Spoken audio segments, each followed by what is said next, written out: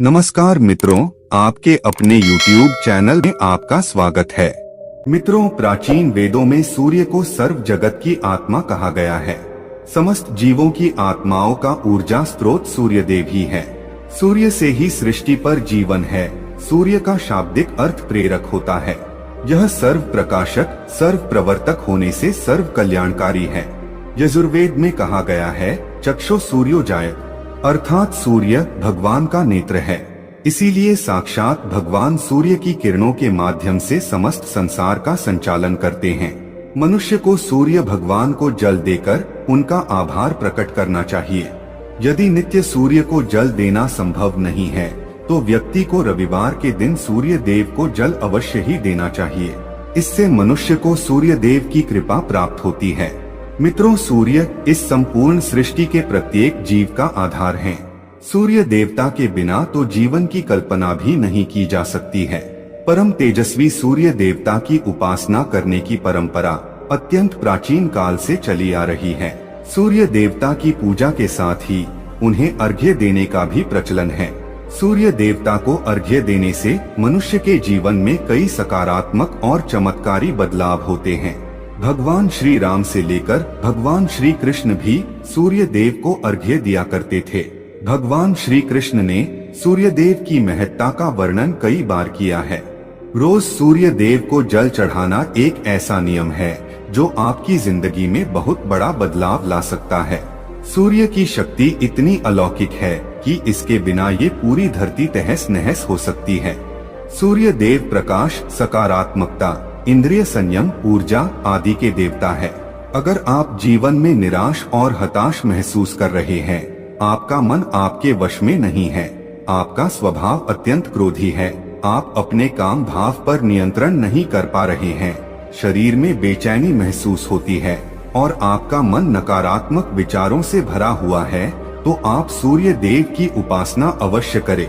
सूर्य देव को मात्र जल चढ़ाने से आपके सभी संकट दूर हो सकते हैं। संसार की हर परेशानी का हल सूर्य देव के पास ही है। आपकी हर समस्या का समाधान सूर्य को जल अर्पण करने से ही प्राप्त हो सकता है। सूर्य देवता की उपासना करने से आत्मा की शुद्धि होती है और मनोबल बढ़ता है। सूर्योदय के समय सूर्य की किरणों से वातावरण पवित्र और सकारात्मक बन जाता है। यदि प्रतिदिन आप सुबह स्नान करके सूर्य देवता को मंत्रों का उच्चारण करते हुए जल चढ़ाते हैं तो इसके आपको कई फायदे होंगे। कुछ ही समय में आप खुद इसका प्रभाव महसूस करेंगे कि सूर्य देव की कृपा से आपका जीवन कितना बेहतर हो गया है। आप पाप, रोग, भय आदि दोषों से मुक्त हो जाएंगे और आपका जीवन खुशियों से भर जाएगा। आपका शरीर स्फूर्ति युक्त, रोगों से मुक्त हो जाएगा और आप प्रत्येक कार्य को उत्साह से कर पाएंगे। कुंडली में अन्य ग्रहों की तरह ही सूर्य के शुभ या अशुभ स्थिति में होने से हमारे जीवन पर भी इसका शुभ या अशुभ प्रभाव पड़ता है। कुंडली में सूर्य यदि शुभ स्थिति में होता है तो हमें समाज में भरपूर मान सम्मान, यश और प्रसिद्धि मिलती है। वहीं कुंडली में यदि सूर्य अशुभ स्थिति में हो तो इसके विपरीत परिणाम मिलते हैं।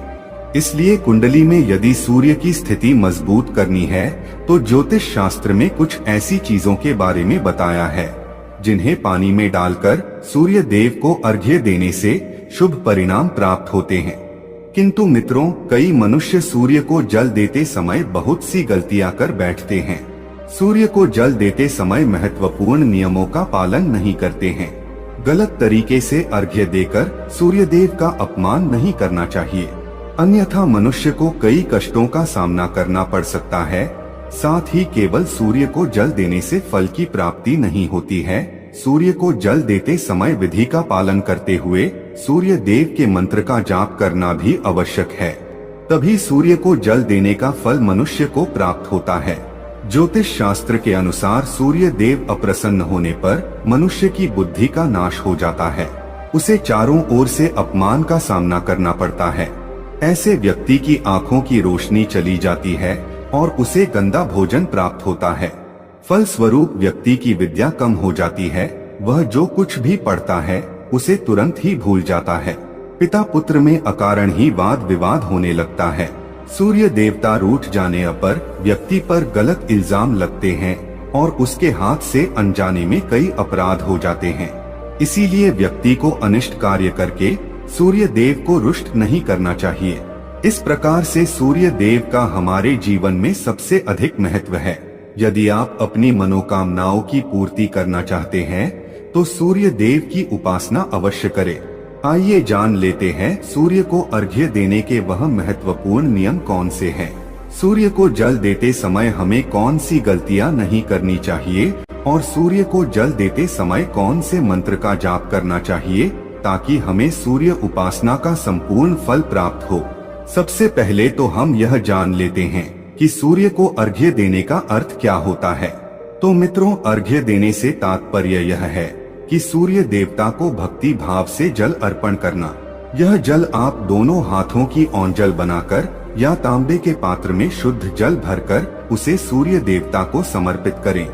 लेकिन ध्यान रहे कि यदि आप हाथों की ओंजल बनाकर सूर्य देवता को अर्घ्य दे रहे हैं तो अपने हाथों की तर्जनी और अंगूठे को एक दूसरे से जोड़कर ना रखें, यानी कि एक दूसरे का स्पर्श ना होने दें। दोनों हाथों के अंगूठों को फैलाकर रखें।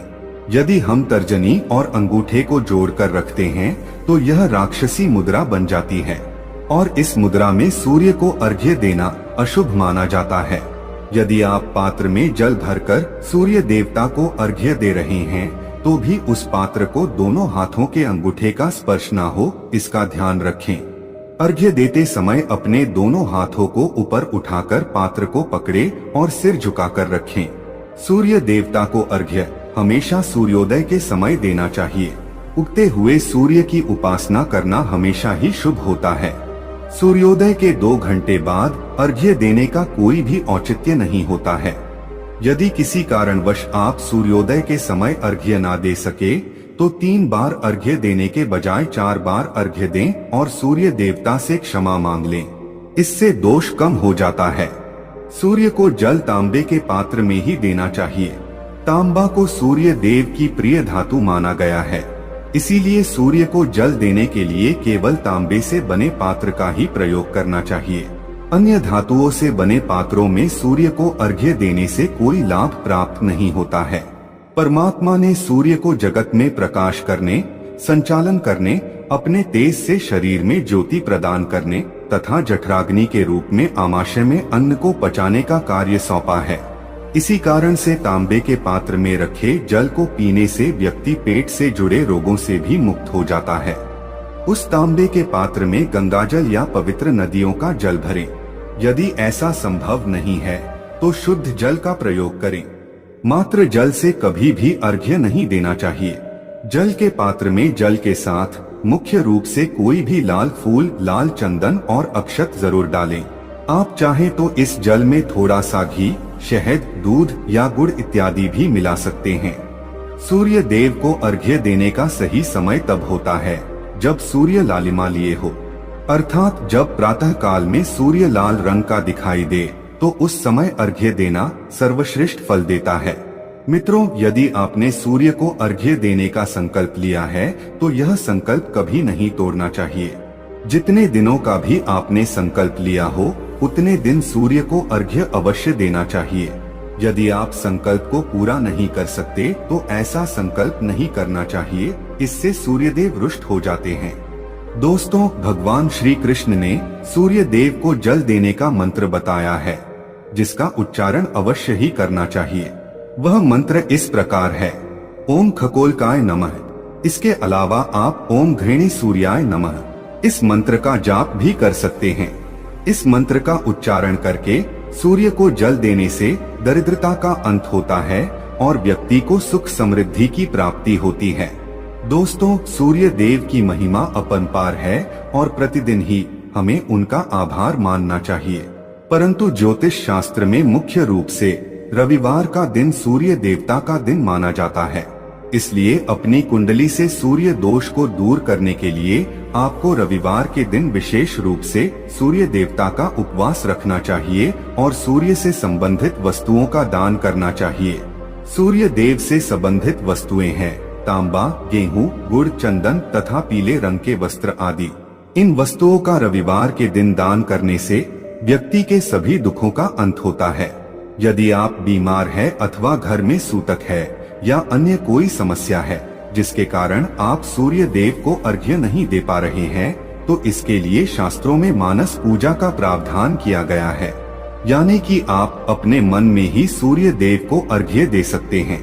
मित्रों, सूर्योदय पूर्व दिशा से होता है और यदि किसी कारणवश सूर्य देवता दिखाई नहीं दे रहे हैं तो आप उनका मन ही मन स्मरण करके पूर्व दिशा की ओर मुख करके उन्हें अर्घ्य दे सकते हैं, लेकिन कभी भी सूर्य को अर्घ्य देने का संकल्प ना छोड़े। तो दोस्तों, इस प्रकार से आप भी सूर्य देव को अर्घ्य देकर सूर्य देव की कृपा प्राप्त करें।